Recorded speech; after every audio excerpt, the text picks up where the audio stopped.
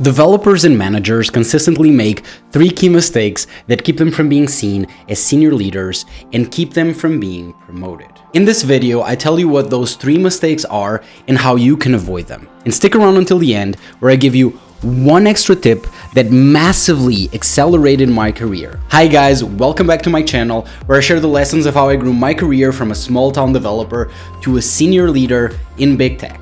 If you haven't yet, make sure to subscribe. The first mistake people make is they surprise their manager.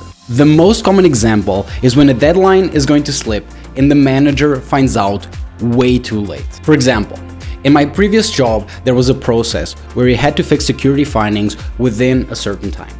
If we failed to fix those findings, we had to go in front of a committee, explain the situation, and ask for an exception. We then get more time to fix the finding. At this point, a manager had to get involved to request the exception. We wanted to avoid having to ask for an exception, but it's part of the process and it's there for a reason.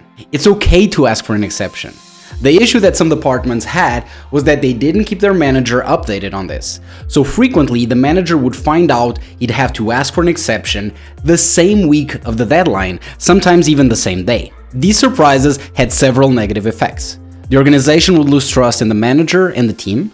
The manager will lose trust in their reports. It's a cascading effect of lost trust, and it invites a form of micromanagement and control to make sure the mistake doesn't happen again. Everyone comes out of this looking terrible. You can easily avoid these situations by informing your manager earlier.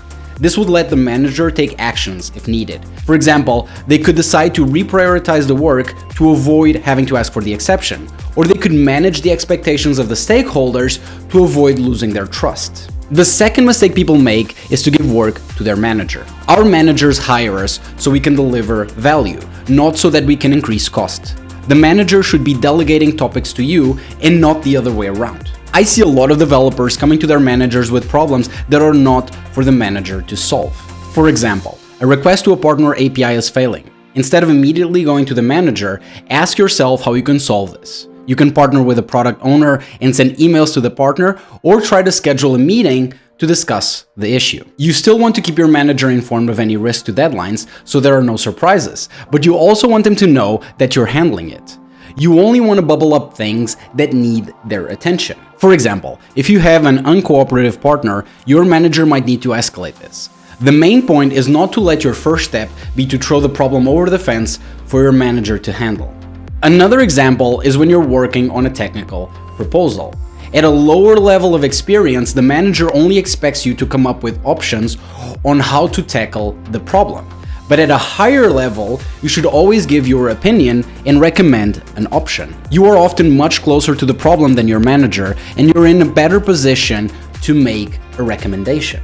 Another example is when people go to their manager with a logistical problem that relates to another department like finance or human resources. This has happened to me so many times. A developer comes to me and asks if a certain expense is okay under the travel policy, or they ask about the company's vacation policy. In most companies, you can search for this information yourself, and if you fail to find it, there's a team that can help you. For example, in my current company, I can go to our internal wiki to find the company policies. If I still have questions, we have a Slack channel with a team dedicated to help with those questions. Because of this, there's never a need to go to my manager with these kinds of questions. Now let me give you one final hairier example that combines not giving work to your manager with not surprising your manager. One time, a company where I worked at had an incident that financially affected a couple of clients. I met with the head of support and finance to discuss how we would inform and compensate the clients. After the meeting, I wrote to my manager describing the results of the meeting, who I met with, and how we decided to inform and compensate the clients. I told him there was no action item required on his side, unless he disagreed with the outcome and wanted us to change our approach. This is next level behavior where my manager can fully delegate a topic to me. My manager got to focus on something else. Coming up next, I'll share my advanced tip that even senior contributors consistently get wrong. And I'll end it with my number one tip to accelerate your career and improve your relationship with your manager. In the meantime, give it a like and comment down below on the mistakes that you've seen that keep people around you from getting promoted. So the third mistake people make is they put their team first and don't think of the wider organization. This is an advanced tip. The more senior you are, the more your manager expects you to own complex topics and to think of the wider organization rather than just your own team. Back when I worked in a big financial company, our director once asked the senior managers to split ownership of security findings on an application that wasn't owned by our departments. The idea was that each department would own a piece and take care of security findings. He asked us to be pragmatic and come up with a proposal to split the work. So I went to a meeting with my fellow managers to tackle this. And the first thing one of the managers said was that there was no way we could come up with an agreement because none of us wanted to take on the work. And we just have to go back to the director so he assigns the ownership himself. This looks terrible. People are protecting their own team at the expense of the organization. And their instinct is for the director to fix it. What I did was to remind them of the request, and I led by example by going first and taking ownership of some of the security findings. I reminded them that the director's expectation was that we solve this and that it would look terrible if we didn't. We came out of that meeting with the work split out and a positive result. This is a concept that Patrick Leoncini calls Team One. Patrick Leoncini is the author of the massively popular book, The 5 Dysfunctions of a Team. The idea is that when managers prioritize the team they lead, they become like the United Nations or Congress, lobbying and fighting for their constituents rather than the whole organization. The teams then need to fight bloody and unwinnable battles, and the organization starts decaying. It's really natural for a leader to prioritize their team over the organization, but it's also destructive. The lesson is that to create a healthier organization, executives need to prioritize the organization over the team they lead. This is really difficult, and it's really advanced, and most people do this wrong. But if you can do it, you'll create a healthier and more effective organization. Now, I promised you one final tip to accelerate your career.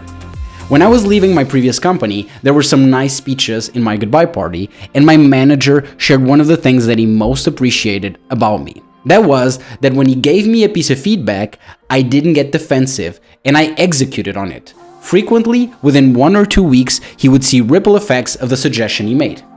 You can imagine that it's a pleasure for a manager to help mentor and grow a person who takes their suggestions and acts on them.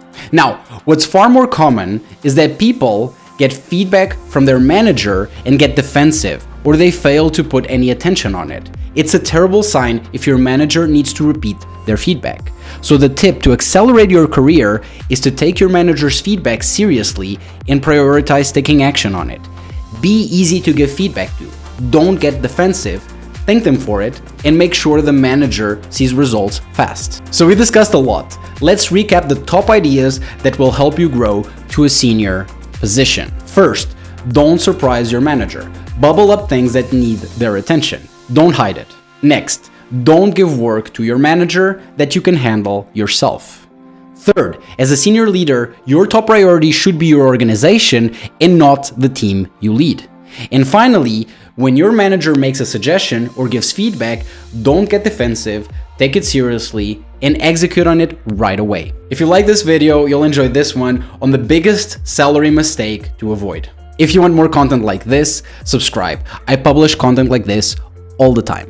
Keep senior developing. See you in the next one.